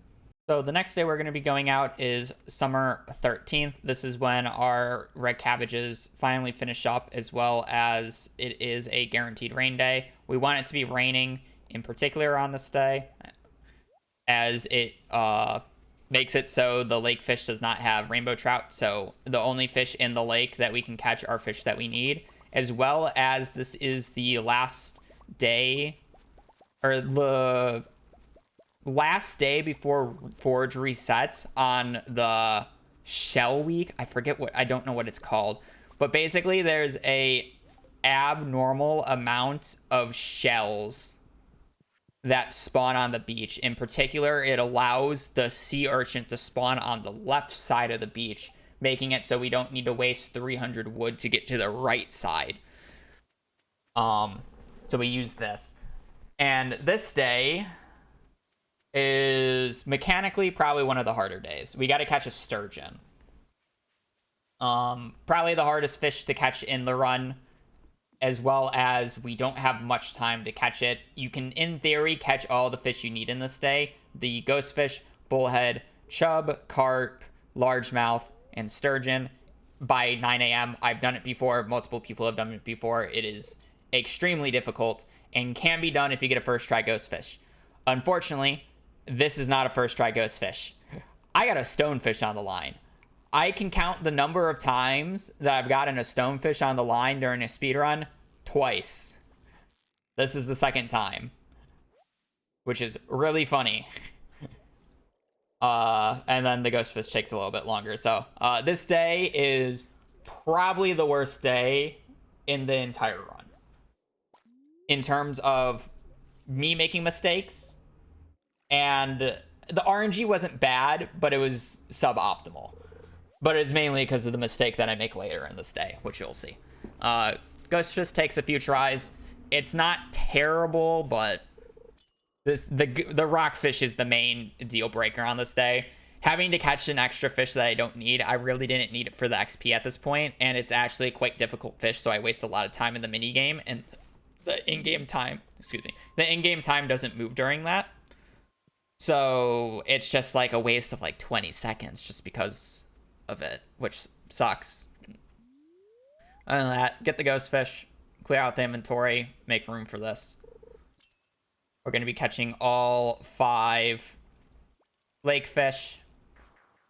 I get my ankles broken. That was a sturgeon. What can you do? That was a particularly hard start.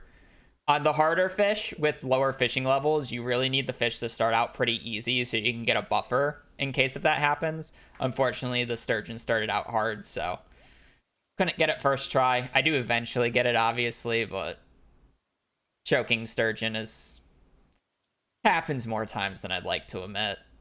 I think I choked it in my last PB2. Luckily, that one was fast, so I didn't waste as much time, but it really sucks choking, because that was the first sturgeon I choked in a while. It's like, I hadn't missed a sturgeon in like the last like 10, 11 runs that I've gotten to this point. Other than that, fishing goes pretty smoothly.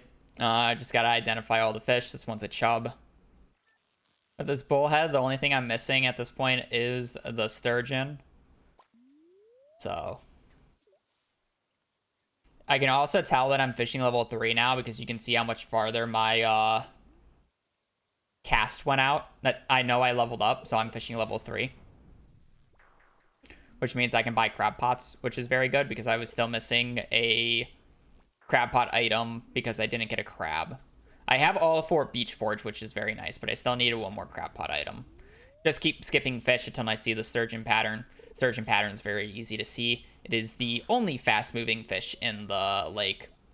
So as soon as you see that or as soon as you see the fish jump, you know it's a sturgeon. And that is what I'm waiting on. I believe this is like a 11 a.m. finish. I think I get it next try.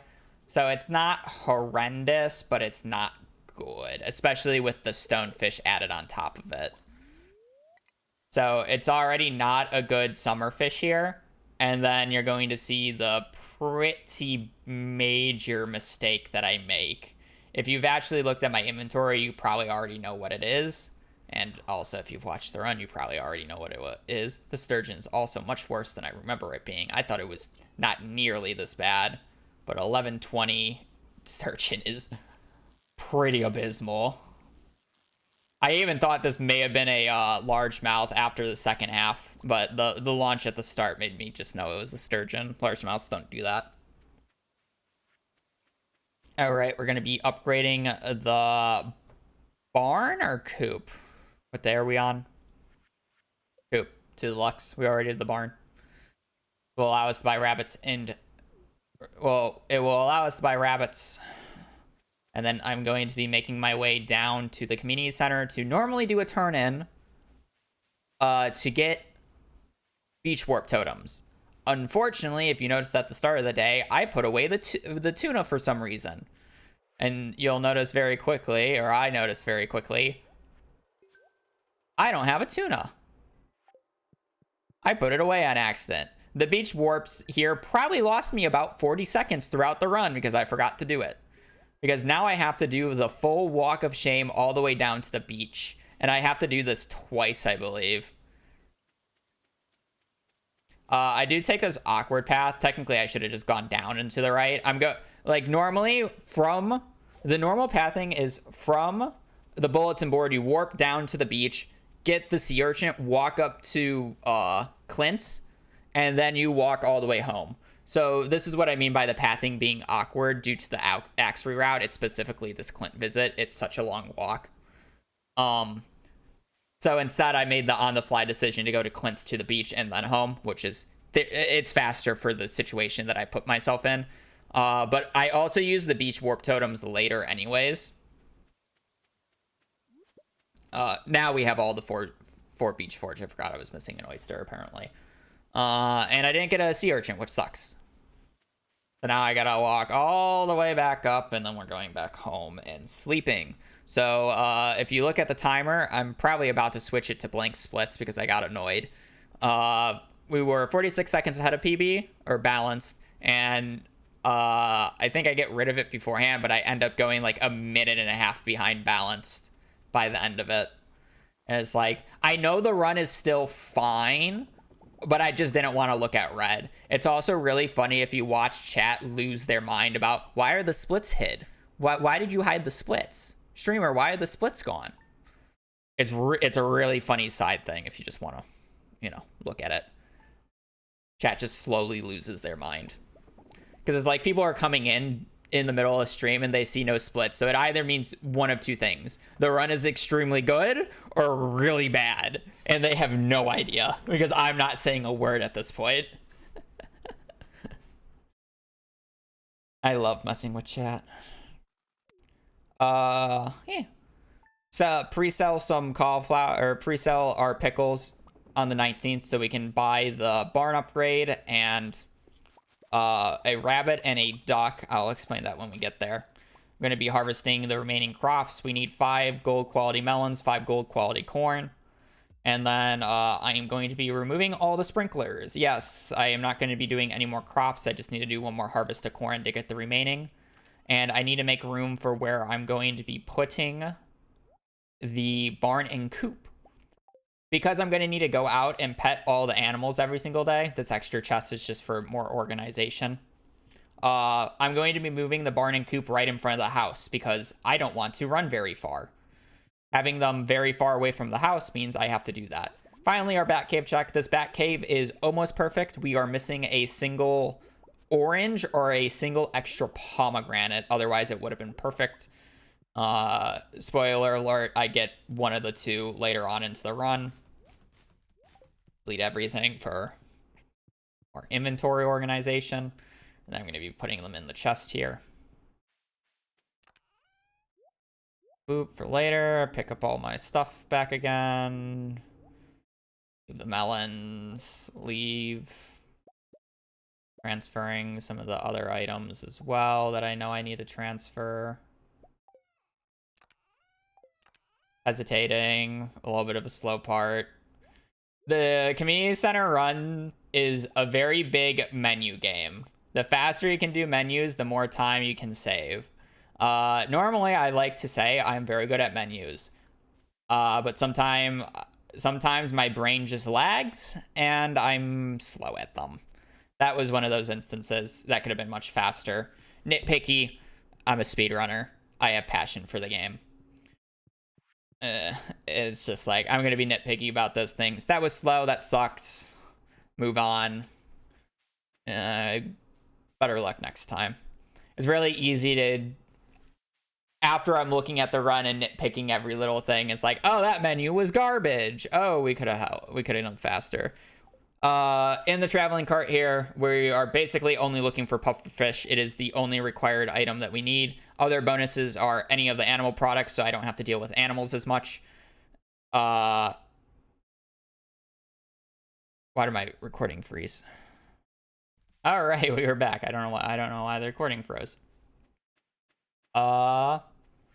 We're looking for animal products, crab pot items, mainly pufferfish is our big thing. This day is a little suboptimal because of all the route reroutes. We end up with a bunch of extra time in the morning here, since all I have to do is check the bat cave, do a little bit of organizing the inventory, check the cart, and then we are waiting at Marnie's. We're going to be buying a duck and a rabbit. The reason we buy a duck and a rabbit today is because we want to offset it with our next round of animals that we are going to buy. The reason we want to offset it is because the animal product, the large animal product, or the rabbit's foot and the duck feather in particular, is very much dependent on what your daily luck is. So to maximize our odds of getting a daily luck on a production day, we want to separate when our duck and rabbit produces. And to do that, we need to starve our animals for at least one day because they come pre-fed. So I buy them a few days early so I can starve them. You really only need to starve them one day to get them off cycle. And they work. You can technically buy them the next day and it would work as well. But it's just how it is. It's just easier to starve them and buy them prematurely. You just have to buy them on 2 separate days. I didn't get a beach forage, or I didn't get a sea urchin on the left-hand side. I technically have another chance on this day. I didn't get it, so I have to repair the bridge. I buy extra wood for this reason, but I will need to chop about 200 wood worth of trees later into the run now. Normally, I have the exact amount of wood if I don't repair the bridge, but with the bridge repair, I need to chop extra wood. It sucks. Then we are going to pick up our axe upgrade, and that is it for the new axe route. It actually is very clean. I am very impressed with the slight route optimizations that Rick came up with, especially since he was a... I'm going to use the term no name. It's a little harsh, but it's like no one really knew. He just started running the category. He had a time on the leaderboards that was like mild, and then he just drastically improved the run and got world record. So it's like, you know, lovely. I'm picking up the ocean warps now. I do use them later, so I really wanted to get them. Drop off some of the items, and then we are on our way. I'm going to be... Oh, here's where I changed the splits. Remember, minigame, reach out every so often. They lose their minds slowly. I knew I was losing a bunch of time here. I am moving the buildings into particular spots. This is so I don't have to walk as much doing animals. And then the grass on the left-hand side that you saw me plant earlier on the day is so when I open up the barn door and the cow and pig comes out, they immediately go left and eat the grass. This is so they're right in front of the coop door where I go in and out of because I don't let the coop animals out. So as long as it's not raining and the cow's not a jerk, he will come out, eat the grass, I pet him, and then immediately go to bed. Instead of having to go out, go into the barn, find him, pet him, go back out, and then run all the way up. Each rain day and each day the cow doesn't come up, it loses me anywhere between like 7 and 10 seconds. So it is very nice to not get rain days, and is very nice to have the cow not be a jerk. Sleeping a few more days here. We're going to the 26th. The 26th is the day we're going to buy all the animals and start doing the animals, or loving the animals and getting the products. We're mainly only going out on Fridays and Sundays at this point. The reason we go out on Fridays and Sundays is because I am constantly trying to check the traveling cart for a pufferfish. We need a pufferfish because I do not want to catch it. And it has a 37.5% chance of showing up on this version. Pre-selling selling more pickles to the bin because I need money to buy all the animals. And on this particular run, I get very lucky and unlucky with the traveling cart. You'll see what I mean here in a second. Harvesting the remaining corn that we need.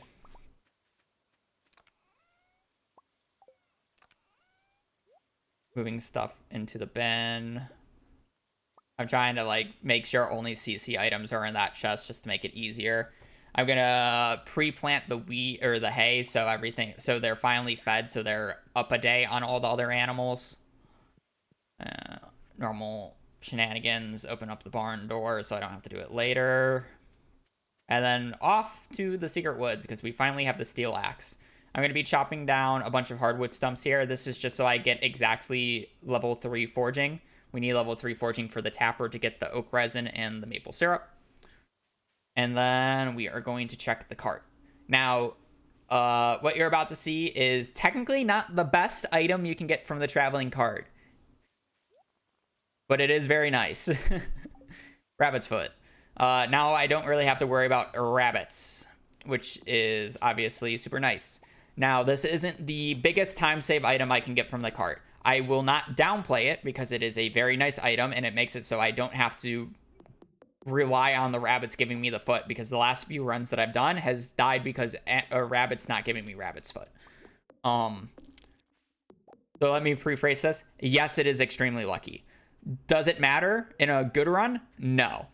The only animal product that physically saves you time if you get is the large goat's milk or the large milk.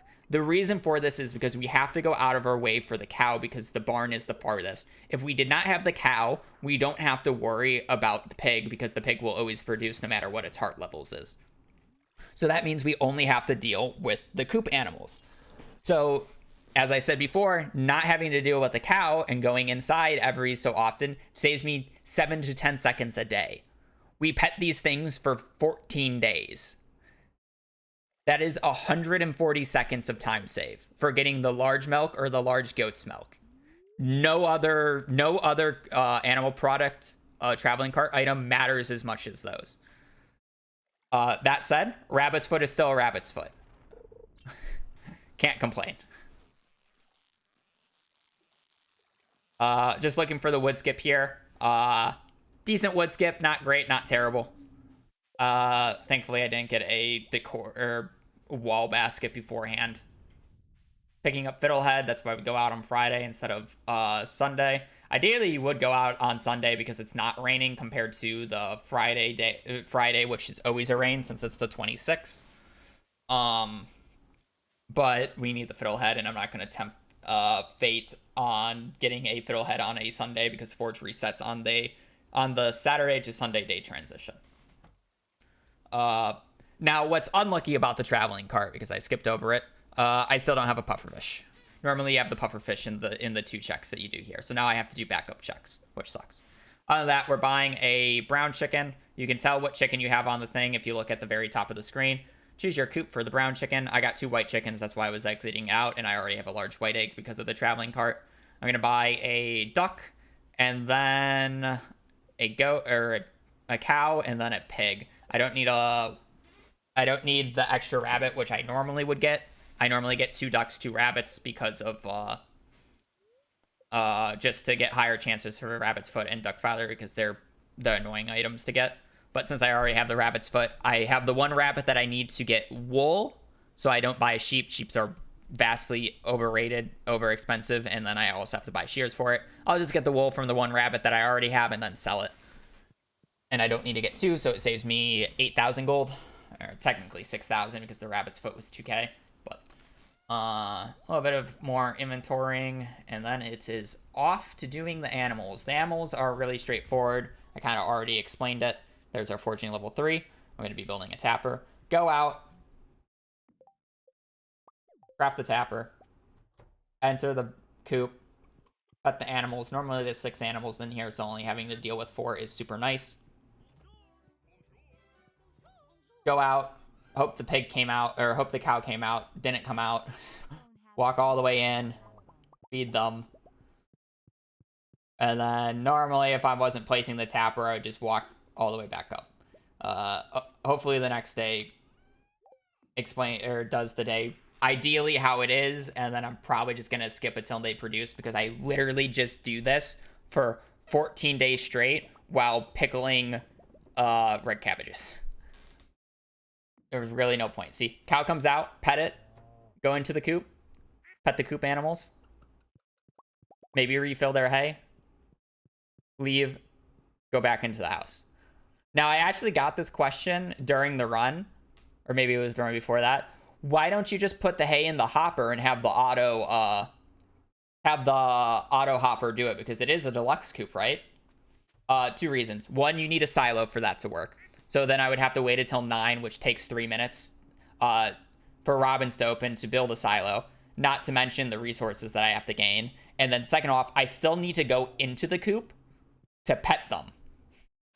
So it doesn't actually even save me time because I'm basically next to the hopper anyways to just manually do it. So not only do I lose 3 minutes for Robins to open, I don't save any time because I still need to go into the coop. But yeah, that's why we don't build a silo.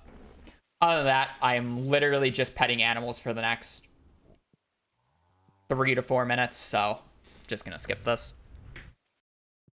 Oh, we got the duck feather on the 8th. Just like to make a note of this. Once I have the animal product that I need from the animals, I do end up selling them. I sold the rabbit a little bit earlier once I got the piece of wool because I didn't need it anymore. Also on the 8th is coincidentally when our first tapper finishes, so I'm going to be moving it from a maple tree to an oak tree. In fall, they're really easy to tell apart. The maple trees are purplish and the oak trees are goldenish. So even though I'm done with both the duck feather and rabbit's foot, I still need to go out until I get the large products. The large products can't show up until they reach a certain heart threshold, and they reach this heart threshold at around 14 days, and then they have about a 50-50 chance of producing a large quality egg or a large egg product. Large egg, large milk. So once we get to the 12 here, there's a 50-50 chance that I get a large egg every day and a 50-50 chance I get a large milk every day. And each week or each day after, as long as I continue petting them, drastically increases the odds. I think like day 15, it's like a 60%. Day 16, it's like almost a 70%. It goes up very quickly. On the 12th here, I am going to end up selling everything but 1 jelly. I need 1 jelly for artisan goods. So cauliflower gone, pickles gone, extra melons gone, extra jelly gone. I'm going to need the money to be able to pay for the vault and the house upgrade. So I miss a 50-50 there, and then I'm going to milk the cow. Large product. She gone. And then on the 14th here is going to be our next day that we go out. And off we go on this day. This day is going to be a pretty big turn-in day. I'm getting rid of all the grass here so the pig is more likely to produce. This has a slight side effect on where the pig selects where it wants to produce. It's weird. I'm not going to go into detail. This is the point in time where I gotta gather a bunch of wood. I need 450 for the house upgrade because I want to do the house upgrade today. And then I'm going to need to gather another 200 later for the construction bundle. But right now, I just need to get up to 450. And then this is where inventory organization really helps, and knowing what you need, what you don't have, and what you need to put in. If I was being nitpicky, I really need to get rid of the 2 different quality of brown eggs in my inventory, but unfortunately I did not. This is also going to be the day where I go over and check the bat cave. Again, I need either a pomegranate or an orange here, and I get an extra pomegranate, so good to go. This is kind of when I knew the run was, like, good. Like, it was very easily world record pace. The only things that I needed at this point was mail to go well and tiger trout to not screw me. Both of which normally screw me. But it's good otherwise. Cope. So on this day in particular, we're trying to do 3 things. First off, we want to repair the vault. We have enough money for that. We want to upgrade our house. We have enough money for that. And then, in particular, we want to get the keg going. So the keg requires the artisan goods, and this is why I need the extra pomegranate. You need 5 unique bat cave fruits, and then jelly to be able to finish it. So I needed the extra pomegranate or orange because I was only sitting at 4. Other than that, we're just doing our turn-ins. This is also another part where I'm, like, weirdly good at. I'm, like, blind nabbing a lot of this because during, like, these cutscenes, especially during the final cutscene, because it's like the screen is all white and you have no idea where you're going, but it's like I know where I am, mainly due to the fact that at one point I did the community center, or I did a room in the community center blindfolded, so I learned how to navigate the community center completely blindfolded. Little perks of doing random challenge runs. But yeah, being able to navigate the community center when you can't see is very nice. Do I do another turn in here? No, I skip it because I don't have time. If you don't have to do the wood in the morning, you can get an extra turn in there before it hits 9 a.m. But since I had to get the wood, I was a little slow about it. Just makes it so I have to do the turn in on a different day. I'm gonna go here, upgrade the house. I did a weird instance of this. I warped down to the beach. Since I'm already fishing level 3, normally you're not fishing level 3 at this point. I did a little bit of extra fishing. I was just ahead. So I can actually buy the crab pot on this day in particular. Normally speaking, you do it after you get sandfish. But this works as well. It's not a huge change. I thought I'd do it now since I had coffee going. It was just a convenient time. And I can walk back. And I still just needed one more crab pot item. Looking for the pig to see if it produced. It produced, which is good. I needed a little bit of extra money for the bus stop ticket on the next day that I planned on going. Gotta get the fishing rod and take the bait out. And then we're just hoping for one of the crab pot items from that. Optimally, I should have taken all the community center items out of that chest because I will be sleeping until next Friday at this point and going out to the desert. Also, at this point, I'm going to start doing mail, so quick seizure warning. From the mail, I'm looking for a nautilus shell, a bream, and a fire quartz.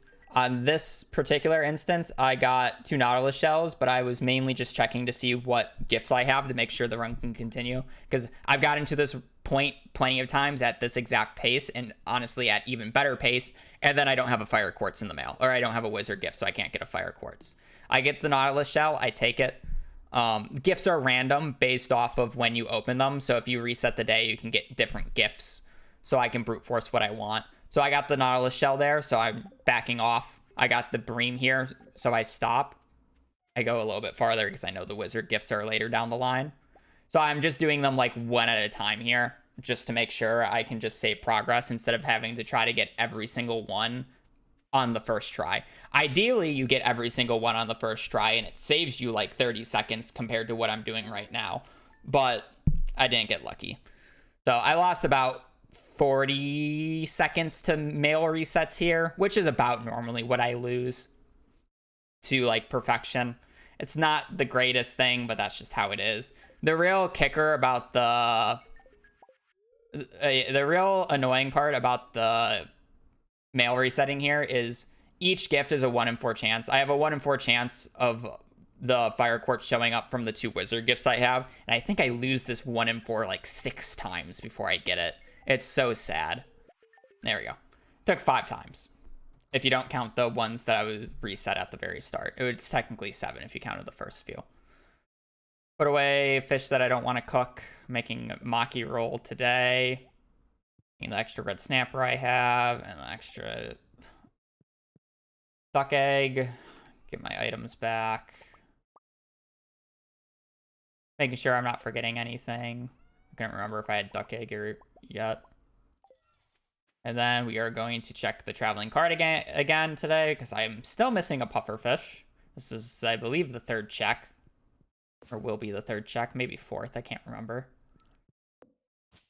I think it's the 3rd check. I do take the opportunity because I'm technically missing 1 exotic right now. I need an extra... I either need an extra purple mushroom or I need a random exotic from the traveling cart.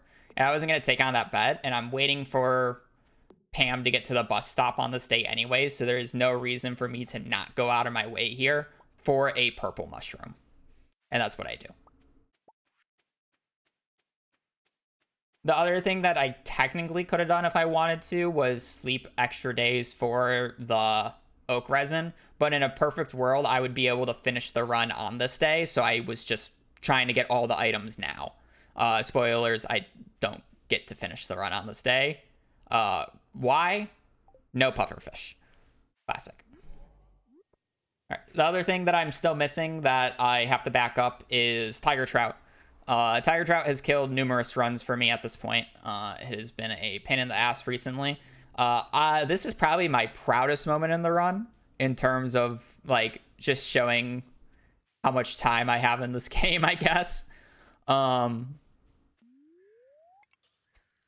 have no idea how I was able to instantly tell that this was a tiger trout based off of that start. If you only watch the first half a second, which is normally how long it takes me to determine what the fish is, I have no idea how I thought that was a tiger trout. It literally just looked like a smallmouth. And I just continue with it, and then I see it wiggle. I'm like, oh, this is a tiger trout. This is a good run. Like, it was... I was surprised. Not only did I get tiger trout first try, but I didn't instantly cancel that. Normally, I would have instantly canceled that. Just based off of how easy it was at the start. That was 1.6 brain. Ignore that. I need like 170 wood. I'm like, oh, I'll chop a tree. Oh, you can't chop trees in town.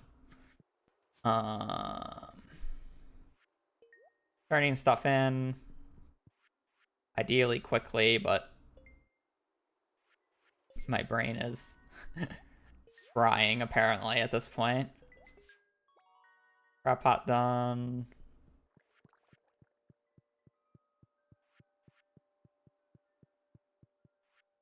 I'm waiting for Pam to man, I am really bad at these menus right now. It's like I'm actually playing right now with how my brain is frying as well. Doing these menus quick is actually quite difficult. I'm just waiting for Pam to show up at the bus stop. That's why I'm doing menus right now. So this is the menu that I would have done on the second half of that previous fall day. But because I didn't have enough time, I'm doing it now.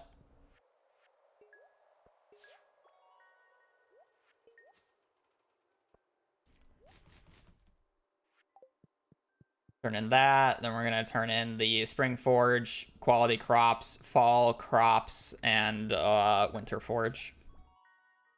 Actually, I think I'm missing a corn still, so no, I did turn in the corn. Yeah, okay.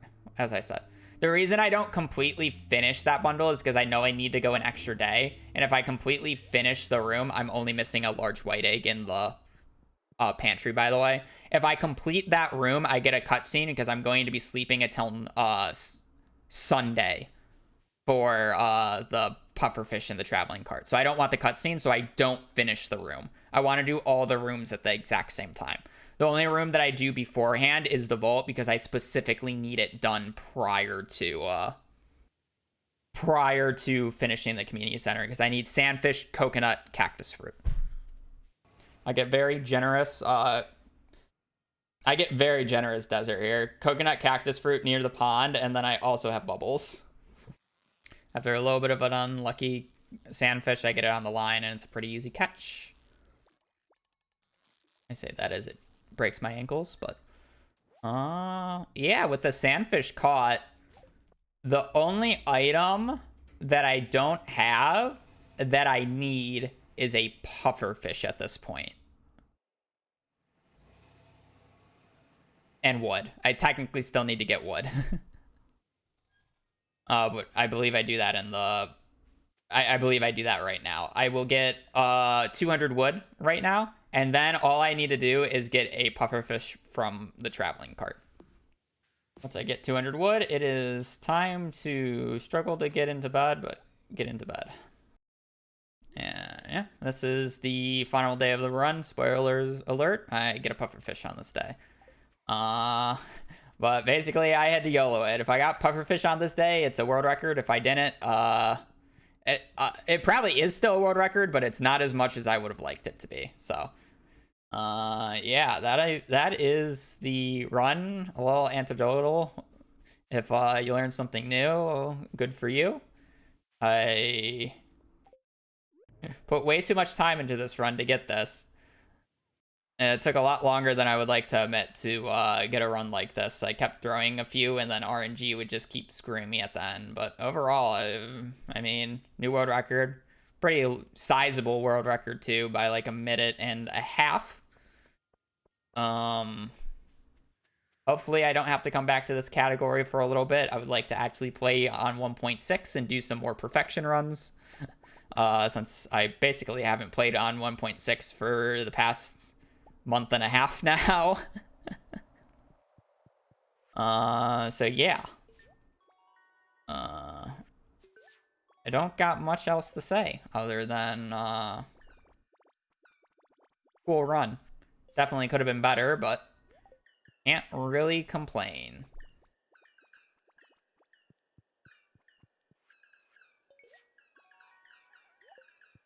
As I finish up the last things, you're going to notice that the splits finish early. That's just because of an auto splitter bug. It's known. It'll just get retimed. It's fine. But yeah, I mean, enough said. Video is probably longer than I originally intended it to be, but that is how it is. I should be posting out more videos in the near future about a lot more 1.6 content. Again, I was moving, so I was really slow about things, and I just didn't have the capability to upload videos, and then I got focused on this because this is my baby. This is one of the only records I very much care about. So when this record gets taken, I want to reclaim it as fast as possible to the point where I focus on basically nothing else.